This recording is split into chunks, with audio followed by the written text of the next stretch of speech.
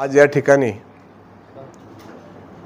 एक ऐतिहासिक असा निर्णय आमच्या जवळा ग्रामपंचायतीनं नुकत्याच झालेल्या ग्रामसभेमध्ये सर्वांच्या 100% सगळ्या गावच्या संमतीनं एक हा जिल्ह्यामध्ये पहिला महत्त्वाकांक्षी ऐतिहासिक निर्णय त्यामध्ये घेतलेला आहे। ग्रामीण भागातल्या ज्या जिल्हा परिषदेच्या शाळा आहेत की ज्या शाळांमध्ये वंचित, उपेक्षित, दलित ही सगळी गरिबांची मुलं ज्या शाळेमध्ये राहतात त्या पटसंख्येच्या आधारावर त्या शाळा असल्यामुळे बऱ्याचशा शाळा वाड्या वस्त्यावरच्या आणि दलित वस्तीच्या शाळा ह्या बंद व्हायला लागलेल्या आहेत। आणि ह्या सगळ्या गोष्टी लक्षात आल्यानंतर आमच्या जवळा ग्रामपंचायतीनं कालच्या आमसभेमध्ये ग्रामसभेमध्ये ज्याचा विद्यार्थी जिल्हा परिषदेच्या शाळेमध्ये असेल त्याची घरपट्टी 100% माफ करण्याचा एक ऐतिहासिक निर्णय जिल्ह्यामध्ये पहिल्यांदा आमच्या जवळा ग्रामपंचायतीने घेतलेला आहे।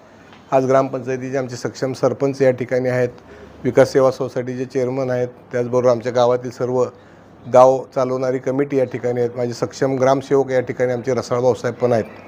अनेक विकासाची कामं आमच्या ग्रामपंचायतीच्या माध्यमातून राज्याला जिल्ह्याला मॉडेल ग्रामपंचायत ठरेल अशी अनेक विकासाची कामं आम्ही आजपर्यंतच्या काळामध्ये केलेली आहेत आणि त्यामध्ये हा एक आज ऐतिहासिक निर्णय या ठिकाणी आम्ही घेतलेला आहे।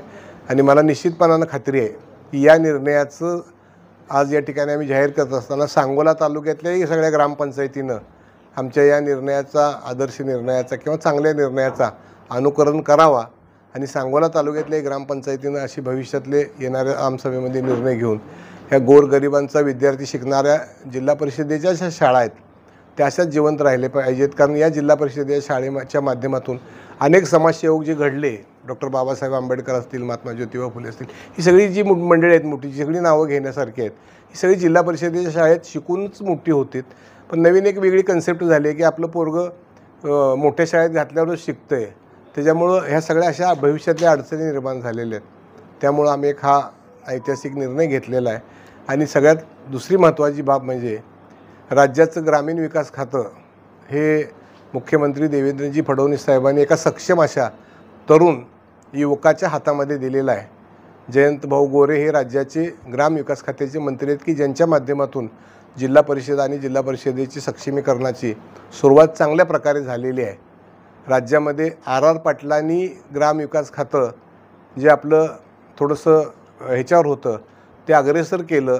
ग्रामविकास खात्याला अनेक महत्त्वाचे धाडसी निर्णय आर पाटलांच्या काळामध्ये झाले आणि त्याच्यानंतर पुन्हा एक सक्षम नेतृत्व राज्य सरकारनं आदरणीय मुख्यमंत्री देवेंद्र फडणवीस साहेब, आदरणीय अजितदादा, आदरणीय शिंदे साहेब यांनी एक चांगलं नेतृत्व ग्रामविकास खात्याला दिलेलं आहे। आणि त्याच्या माध्यमातून सुद्धा ते सगळे निर्णय चांगल्या पद्धतीने घेत आहेत, त्यांनाही सपोर्ट म्हणून आमच्या ग्रामपंचायतीनं हा निर्णय घेतलेला आहे। असा हा ऐतिहासिक निर्णय आहे आणि आमच्या तालुक्यानेही त्याचं अनुकरण करावं आणि संबंध सोलापूर जिल्ह्याने करावं अशी माझी या सगळ्या मंडळींना आपल्या प्रसारमाध्यमाच्या ह्याच्यातून मी त्यांना विनंती करत आहे। नवीन ॲडमिशन आहेत ह्या वर्षीपासून ती जिथपर्यंत जिल्हा परिषदच्या शाळेत आहेत, मग पहिलीला, दुसरीला, तिसरीला, चौथी, 5वी, 6वी, 7वीपर्यंत जिथं जिथं जिल्हा परिषद शाळा आमच्या तिथे आहे वाडी वस्तीवरच्या, तर त्या सगळ्यांना हा क्रायटेरिया आम्ही लागू केलेला आहे। गेले 50 वर्षापासून जवळा ग्रामपंचायत कैलासवासी आमदार काकासाहेब साळुंखे पाटील यांच्यापासून ते आज माननीय दीपक साळुंखे पाटील यांच्या नेतृत्वाखाली अनेक विकास कामं होत आहेत।